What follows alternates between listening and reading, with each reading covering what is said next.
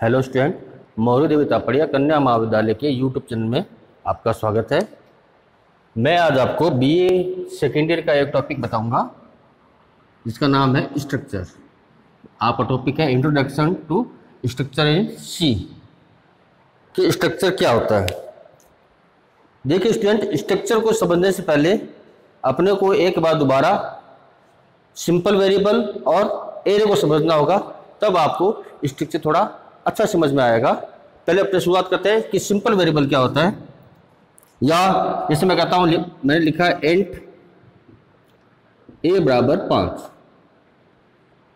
ये आपका एक नॉर्मल प्रकार का वेरिएबल है, एक सिंपल वेरिएबल है जिसमें मैंने इंटीजर का प्रयोग किया है। मतलब मैंने इंटीजर प्रकार के डाटा का प्रयोग किया है जो आपके कंप्यूटर की मेमोरी में 2 बाइट की जगह लेगा, और इसमें एक ही वेरिएबल आपका स्टोर हुआ है। इंटीजर तो क्या हो गया, आपका डाटा टाइप हो गया। ये क्या है आपका, ये है आपका डाटा टाइप, ये है आपका वेरिएबल नेम, और ये इसकी वैल्यू।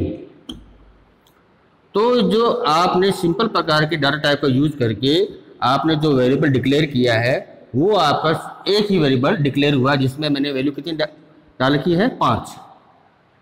अगर मान लीजिए, अब बात करते हैं अपने कि अब जैसे मान लीजिए कि अगर आपको एक प्रोग्राम में कई वेरिएबल की आवश्यकता हुई, तब आप क्या करते हो, आप करते हो एरे का प्रयोग करते हो। किसका प्रयोग करते हो, एरे का। एरे क्या होता है, एरे एक समान प्रकार के डाटा टाइप वेरिएबल का समूह होता है जिसका नाम क्या होता है, एक ही होता है, और उसमें आप कई प्रकार के वेरिएबल डिक्लेयर कर सकते हैं। जैसे मान लो मैंने करता हूं, यहां पर मैं लेता हूं इंट ए, मैंने 5 लिखा, तो उसका क्या मतलब हुआ, इसका मतलब ये हुआ कि मैंने एक इंटीजर प्रकार का क्या बनाया, एक एरे बनाया है जिसमें मैंने 5 वेरिएबल डिक्लेयर कर दिए हैं। ऐसा करने पर क्या होता है कि एक ही नाम के एक ही जगह पर आपके 5 वेरिएबल डिक्लेयर हो जाते हैं, लेकिन उनका डाटा टाइप क्या होता है, एक ही रहेगा, मतलब इंटीजर होगा। जो आपके 5 वेरिएबल डिक्लेयर हुए, जैसे आपके A0, A1, A2, A3 और A4, ये आपके 1 2 3 4 5, ये आपके जो 5 प्रकार के वेरिएबल डिक्लेयर हुए हैं उन सभी का डाटा टाइप क्या रहेगा, इंटीजर ही रहेगा। तो ये तो दूसरी बात हो गई। ये आपकी पहली बात, सिंपल वेरिएबल जिसमें आपने एक ही वेरिएबल डिक्लेयर किया, वो था आपका इंटीजर प्रकार का। दूसरी बात कि मैंने एक एरे डिक्लेयर किया जिसमें मैंने 5 वेरिएबल तो डिक्लेयर कर दिए, लेकिन वो क्या है, उनका डाटा टाइप क्या है, एक ही प्रकार का है। अब बात करते हैं अपने स्ट्रक्चर की, तब आपको समझ में आ जाएगा कि इनमें अंतर क्या है। जिस प्रकार से आपका एरे एक यूजर डिफाइंड डाटा टाइप है, उसी प्रकार से स्ट्रक्चर भी क्या है, आपका एक यूजर डिफाइंड डाटा टाइप है। एरे में और स्ट्रक्चर में अंतर क्या है कि एरे में एक ही समान प्रकार के डाटा टाइप का यूज किया जाता है, मतलब उसमें जो डाटा टाइप होगा वो एक ही प्रकार का होगा। जैसे इंटीजर है, 500 के लिए क्या रहेगा, ये इंटीजर ही रहेगा। ये 500 के लिए क्या है, आपका इंटीजर ही प्रकार का है। लेकिन कई बार ऐसी आवश्यकता हो जाती है कि आप एक ही नाम के डाटा टाइप को यूज करके कई प्रकार के डाटा टाइप यूज कर सकते हैं। मतलब जैसे आपने यहां पर तो क्या हुआ, एरे में एक ही प्रकार का यूज हुआ डाटा टाइप, मैं स्ट्रक्चर के अंदर अलग अलग प्रकार के डाटा टाइप का यूज करके मैं उसका प्रयोग कर सकता हूं। जैसे मैं बताता हूं, जैसे मान लीजिए मुझे एक स्टूडेंट की डिटेल रखनी है, तो मैंने लिखा स्टूडेंट, ठीक है। उसमें क्या रखना है मेरे को, उसके रखने हैं रोल नंबर, नेम रखना है मुझे उसका, और मुझे क्या रखना है उसका, सपोज मान लीजिए क्लास रखना है, और मान लीजिए मुझे इसकी परसेंटेज रखनी है। मुझे 1 2 3 4 मेरे को 4 प्रकार के वेरिएबल, मैंने क्या नाम आपके मेंबर हैं, और इन सबके लिए क्या है, मुझे अलग अलग प्रकार के डाटा की यूज करना पड़ेगा। तो मैं इसको क्या करूंगा, मैं इसको स्ट्रक्चर में डिक्लेयर कर सकता हूं। जैसे मैं बताता हूं आपको, स्ट्रक्चर में, या आप बोल सकते हो इसके स्ट्रक्चर को डिक्लेयर करने के लिए आपको स्ट्रक्ट कीवर्ड का यूज करना पड़ता है। मैं आपको पहले बताता हूँ सिंटेक्स क्या होगा इसका। स्ट्रक्चर का सिंटैक्स क्या होगा? स्ट्रक्चर का सिंटैक्स सबसे पहले आपको लिखना पड़ेगा स्ट्रक्ट, STRUCT। स्ट्रक्ट कीवर्ड का यूज आपको करना पड़ेगा स्ट्रक्चर को डिक्लेयर करने के लिए। फिर स्ट्रक्चर का नाम, मतलब आपको आपको सिंपल सा नेम देना पड़ेगा, स्ट्रक्चर का नाम देना पड़ेगा कि उसका क्या नाम है। फिर इस कर्ली ब्रैकेट से आपका स्ट्रक्चर शुरू हो जाएगा। इसमें हो जाएगा आपका data type, MEMBER, member first. Structure के अंदर जो आप वेरिएबल डिक्लेयर करोगे उसको क्या बोला जाएगा? स्ट्रक्चर मेंबर बोला जाएगा। क्या बोला जाएगा उसको? Structure member. तो ये आपका क्या है? मेंबर फर्स्ट हो गया। दूसरा हो गया आपका डाटा टाइप, मेंबर सेकेंड। इस प्रकार से मैं और भी प्रकार के डाटा टाइप इसमें यूज कर सकता हूं। लास्ट में आपका क्या होगा? कर्ली ब्रैकेट बंद होगा और सेमीकोलन। तो ये आपका क्या है? स्ट्रक्चर का सिंटैक्स है। मतलब आप इस प्रकार से स्ट्रक्चर को क्या करते हैं? डिक्लेयर करते हैं। अब मैं आपको एक एग्जांपल देता हूं, इसी को यूज करता हूं। मतलब स्टूडेंट नाम की जो डाटा है मैं इसको स्ट्रक्चर में किस प्रकार से स्टोर करूंगा या डिक्लेयर करूंगा उसको देखते हैं। एक बात और ध्यान रखना, स्ट्रक्चर को आप या तो वॉइड मेन से या मेन फंक्शन से पहले आप डिक्लेयर कर सकते हैं, या आप वॉइड मेन के अंदर भी डिक्लेयर कर सकते हैं। दोनों मतलब क्या होगा कि जब आप किसी स्ट्रक्चर को वॉइड मेन से पहले डिक्लेयर करते हैं तो वो स्ट्रक्चर आपका ग्लोबल प्रकार का होगा। मतलब उस स्ट्रक्चर का प्रयोग पूरे प्रोग्राम में कहीं पर भी किया जा सकता है। लेकिन मैं अगर स्ट्रक्चर को वॉइड मेन के अंदर डिक्लेयर करता हूं तो क्या होगा कि इस स्ट्रक्चर का प्रयोग मैं केवल मेन फंक्शन के अंदर ही कर सकता हूं, क्योंकि जब मैं वॉइड मेन से पहले डिक्लेयर करूंगा तो ये स्ट्रक्चर आपका किस प्रकार का हो जाएगा? ग्लोबल प्रकार का हो जाएगा। और ग्लोबल वेरिएबल का यूज आप पूरे प्रोग्राम में कहीं पर भी कर सकते हैं। लेकिन मैं वॉइड मेन के अंदर इसको डिक्लेयर करूंगा तो क्या हो जाएगा? ये आपका लोकल प्रकार का स्ट्रक्चर बन जाएगा। मतलब ये लोकल प्रकार का वेरिएबल बन जाएगा। तो मैं इसका यूज केवल उस ब्लॉक तक ही कर सकता हूं जहां पर वो डिक्लेयर हुआ है। तो जैसे मैं इसको क्या करता हूं, इसको एक बार मैं वॉइड मेन से पहले डिक्लेयर करता हूं।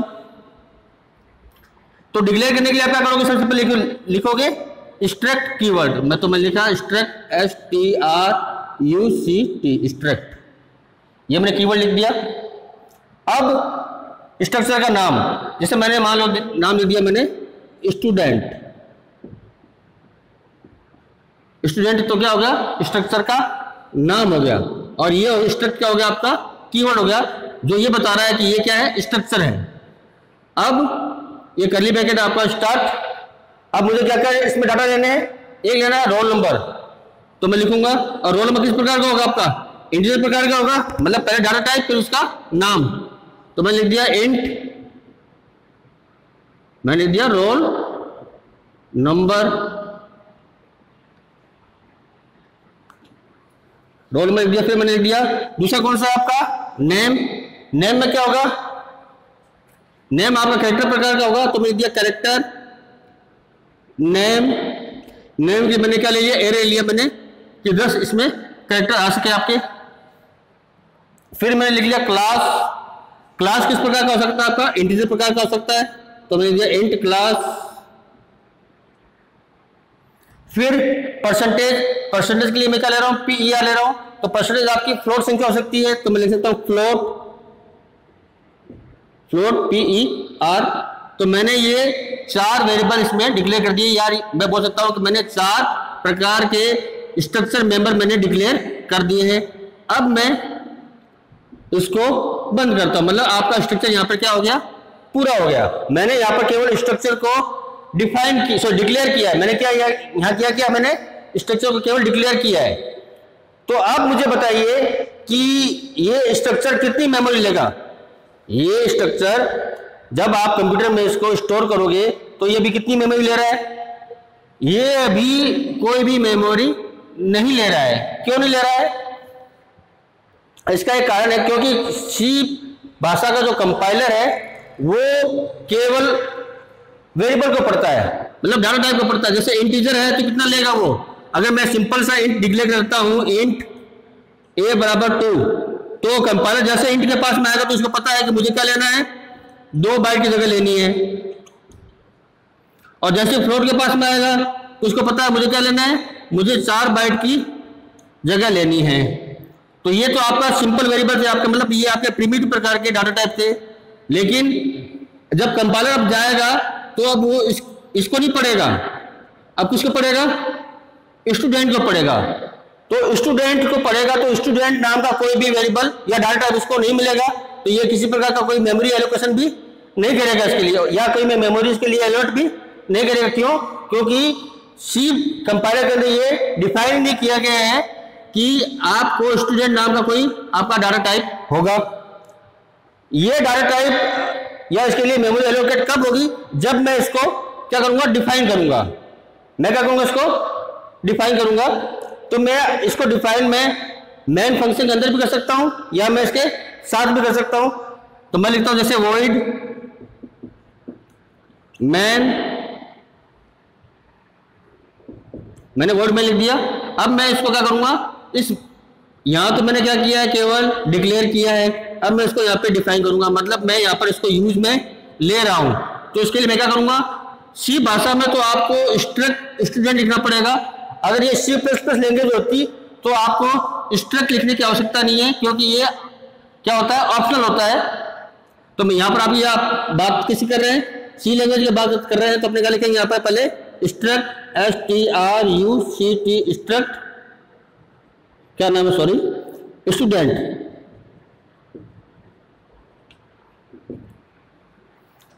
अब क्या हो गया, मैंने यहां पर डिवो नहीं लगाया, इंट नहीं लगाया या फ्लोट नहीं लगाया, मैंने कैरेक्टर नहीं लगाया, मैंने क्या लिखा, केवल स्ट्रक्ट स्टूडेंट। मतलब क्या हो गया कि मैं इस वेरिएबल का या मैं इस डाटा टाइप का प्रयोग कर रहा हूं, किसका, अब डाटा टाइप कौन सा हो गया आपका, स्टूडेंट हो गया। ये आपका यूजर डिफाइंड डाटा टाइप, जब भी यहां इसका प्रयोग होगा तो ये सारे इसमें यूज आएंगे। तो ये था आज का topic, introduction of structure in C language. इस वीडियो के अंदर अगर किसी प्रकार की कोई क्वेरी हो तो आप मुझे कमेंट कर सकते हैं। धन्यवाद।